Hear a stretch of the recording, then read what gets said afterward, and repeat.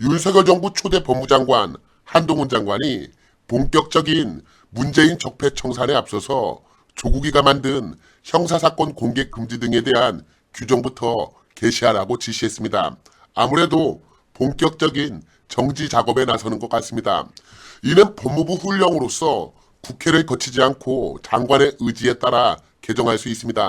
이미 법무부는 대검의 의견 수렴을 요청했고 대검은 각계 의견을 취합하는 절차에 돌입했다고 합니다. 지난 2019년 조국이가 법무장관일 당시 도입되고 추진돼 그해 12월 최초 시행된 이 규정은 검찰이 형사사건 공개심의위원회 의결 없이는 피의 사실과 수사 상황을 언론에 공개하지 못하도록 하는 것을 골자로 합니다. 검찰의 공보 업무를 전문 공보관에게 전담하게 하고 전문 공보관이 아닌 검사 및 검찰 수사관은 형사사건과 관련해 언론과 개별적으로 접촉하지 못하게 했습니다. 박범계 전 법무장관 당시인 2021년 8월에는 신설한 인권보호관에게 수사정보 유출 관련 진상조사 및 내사 권한을 부여하는 내용 등이 추가됐습니다. 법무부가 이 규정을 도입하려고 준비하던 시기는 당시 새로 법무장관에 취임한 조국과 그 가족을 둘러싼 검찰 수사가 활발하게 진행되던 시기였는데 이 때문에 조국이가 자신의 의혹과 관련한 언론 보도를 막으려는 것이 아니냐는 비판이 제기되기도 했습니다. 이후 정치권에서는 법무부가 이 규정을 내세워 당시 여권 정치인이나 공직자 등에 대해서만 공소장 제출 기준을 엄격하게 적용, 국민의 알 권리를 침해한다는 비판도 나왔습니다. 위헌 논란 역시 뒤따랐는데 시민단체 서민민생대책위원회는 지난 2월 이 규정에 대해 권력형 비리사건 수사에 방패막이로 활용되고 있고 검찰은 깜깜이 수사를 통해 사건을 축소하고 있다며 국민의 알 권리, 언론의 자유 등 기본권 침해가 반복될 위험이 있는 규정이 헌법 질서의 수호 유지에 반하는 것은 아닌지에 대한 헌법적 해명이 긴급히 필요하다고 주장하며 헌법 소원을 제기하기도 했습니다. 한동훈 장관 역시 취임 전부터 이 규정을 개정할 필요성에 공감하는 뜻을 밝힌 바 있는데 한동훈 장관은 인사청문회 서면 질의에서 형사사건 공개 금지 규정 실제 운영 과정에서 공개 범위 축소에 따른 국민의 알 권리 제한 등과 같은 비판적 의견들도 있었다며 법무장관에 취임하게 되면 검찰뿐만이 아니라 사회 각계의 여러 의견을 경청해 합리적인 공개 범위에 대해 살펴보도록 하겠다고 밝혀서 개정 의지를 내보인 바 있습니다.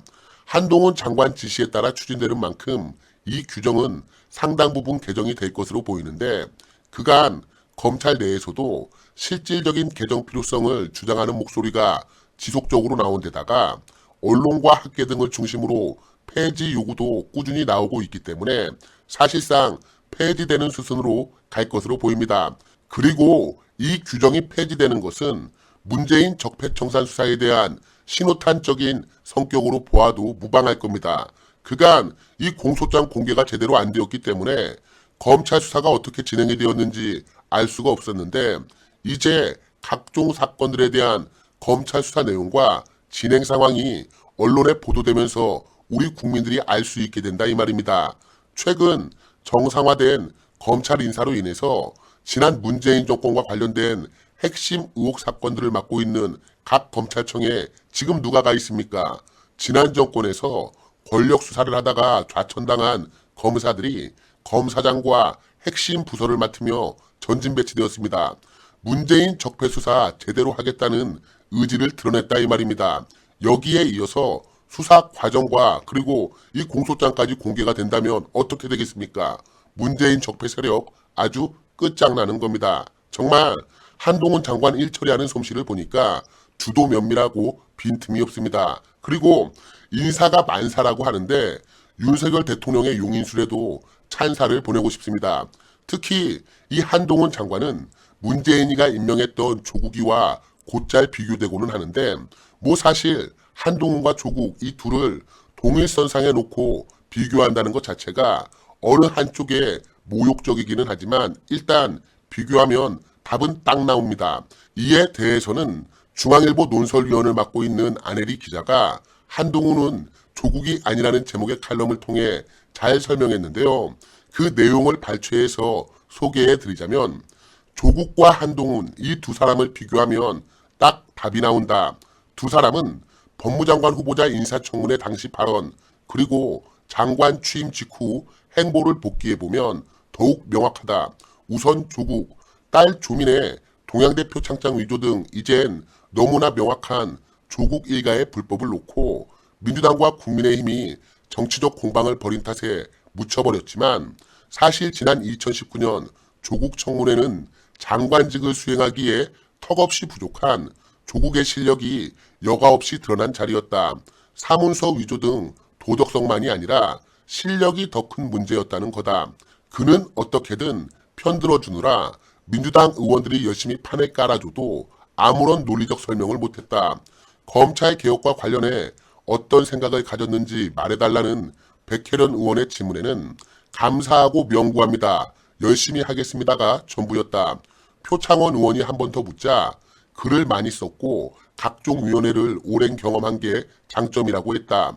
아마 적지 않은 국민들이 장관은 아무나 하는 거구나 싶었을 거다. 취임 후 행보도 이런 낮은 기대치에서 크게 벗어나지 않았다. 퇴임까지 불과 한 달 동안 조국이 한 일은 그가 문재인 첫 민정수석으로 있으면서 박근혜 정부의 국정농단을 수사한다는 빌미로 자기 손으로 23명에서 무려 43명으로 크게 늘린 검찰 특수부를 폐지하겠다고 나선 게 전부였다. 그리고 이 사이 조국의 동생은 영장실질심사에 불출석하고도 100% 구속 전례를 깨고 구속영장이 기각되기도 했다. 이번엔 한동훈 잡으려다 국민적 조롱거리로 전락한 최강욱, 김남국, 김용민, 이수진 등 철험회 소속 민주당 법사위 의원들의 활약상 탓에 덜 부각이 되었지만 지난 9일 법무장관 후보 인사청문회는 한동훈 장관의 평소 소신을 유감없이 드러낸 자리였다. 한국 3M이나 이모 교수, 이만 시간 논란 같은 민주당 의원들의 저질 억지 질문에도 흔들리지 않는 침착한 만큼 화제가 된 것은 그의 논리정연한 발언이었다.